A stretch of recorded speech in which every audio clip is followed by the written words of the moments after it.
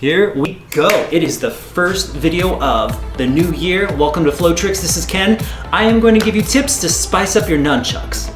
Before we begin, I want to thank Dark Monk. He makes all of my training chucks as well as my fire gear. Also want to thank Flow Toys. Flow Toys makes those really sweet LED chucks you always see me spinning. Tip number 1, if you want more speed, you have to work on using as little energy as possible. A lot of times newbies will put in too much muscle, too much work, or they'll be too tense and it slows them down. You want to be loose and you want to be able to snap your body kind of like a whip or a belt. Even just the circular spin, see how you can get it first in your arms, in your wrists, and then eventually in your fingers. So this is arms. You can see my whole arm is taking it. Wrists, you can see I have a little bit more control. It gets a little bit faster. But then when we go to fingers, these are kind of locked in, but my fingers is doing this very subtle motion, and I'm only doing it a portion of the spin. So as little energy as possible and giving it just the right amount when it needs it most. Tip number 2, if you want more power, use your body.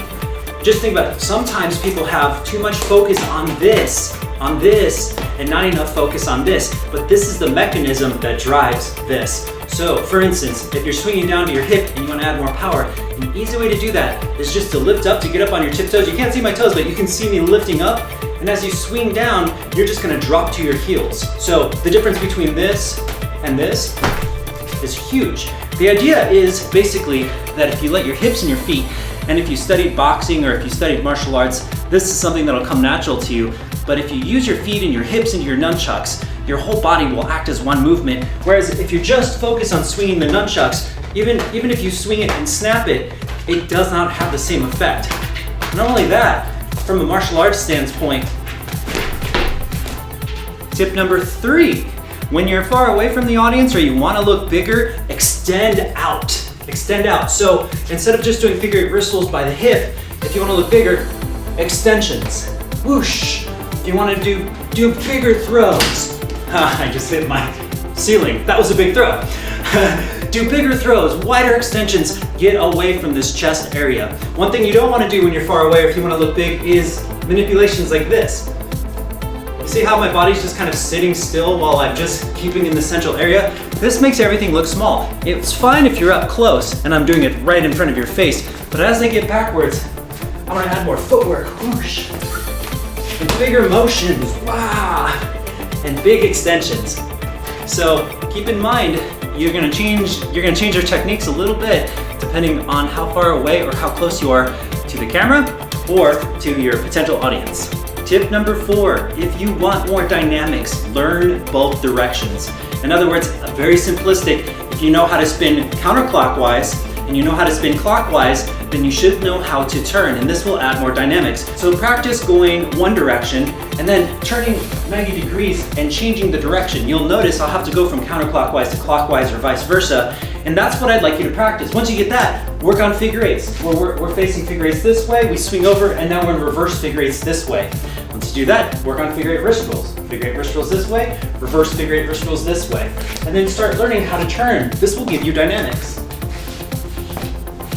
So add 180 degree, 360 degree turns as well as cross grabs and passing it back and forth, and you'll have so much more dynamics than if you just stood there very still.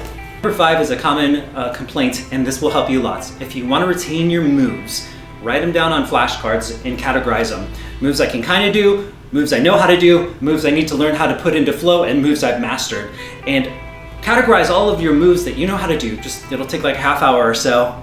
And then what you're gonna do is just every day, just go through the flashcards and work on some random ones. Shuffle them up, spin them out, and make sure you can still do them. This will help you organize where all your techniques are so you can retain the moves you already know. Number 6, if you have hit a plateau and you don't know how to get past it, work on your fundamentals. There's something missing probably.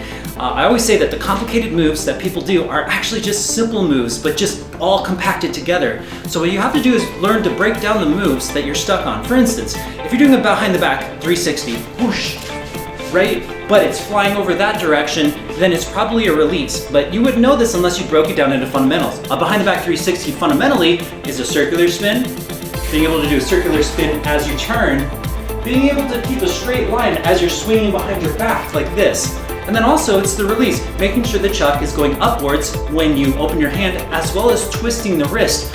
All of these little points and pieces could be where it faltered. So when you get all that down, then it should be nice and in front of you, and then it's turning around and grabbing it, of course, too. But we just turned a behind the back 360 and did about 6 or 7 different little pieces. And if you have all those fundamentals down, you should be able to get the move. So break your moves down if you're stuck, and it will help you a lot. Work those fundamentals out.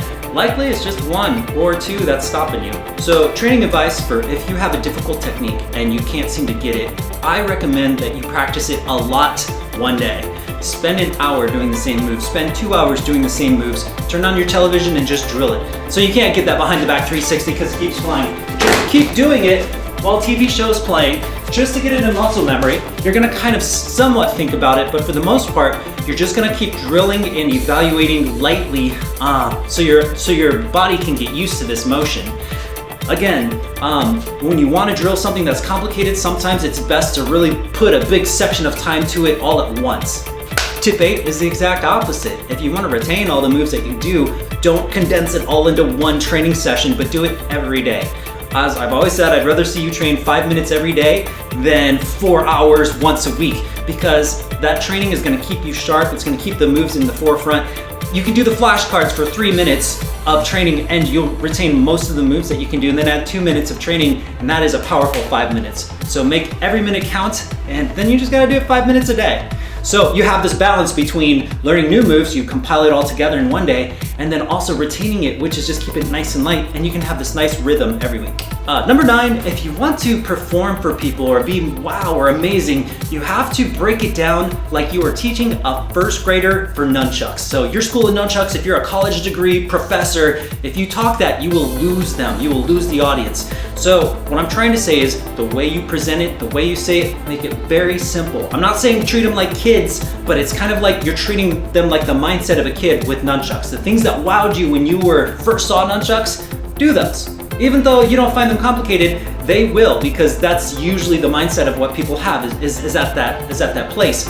If you want to impress the people that are really advanced, like me or someone else, then yeah, of course you're going to want to do the more advanced stuff because we know, but most people don't know. So you have to, performance, you educate them by how you present the moves. Number 10, if you want to be better at nunchucks, be consistent. Don't just wait for inspiration. Inspiration comes and goes. You know this as well as I do, that there's times you don't feel like chucking and then you spin and 10 minutes later you're in the zone. That's because sometimes you gotta dig to get to inspiration. So don't wait for inspiration, be consistent and you'll pull it out. So then once you have this consistency, set goals. January, I wanna be able to accomplish this. February, March, April, have these goals, and then at the end of each month, check these goals, see how far you are, and if you need to, rewrite the future goals to reflect exactly where you are. If you follow this, I think you will have a great year of training, and I'm really happy to see that. Again, thank you so much. Keep in mind that I do have a Patreon. I do private lessons as well as group lessons. I'm doing one tonight. We have over 100 exclusive videos, and it's really just to take care of this channel so we can keep it going. So patreon.com/flowtricks is the website. Really would appreciate it if you stopped by even just to say hello. Hope you all had a great new year. I am so glad we're done with 2020. Let's kill it.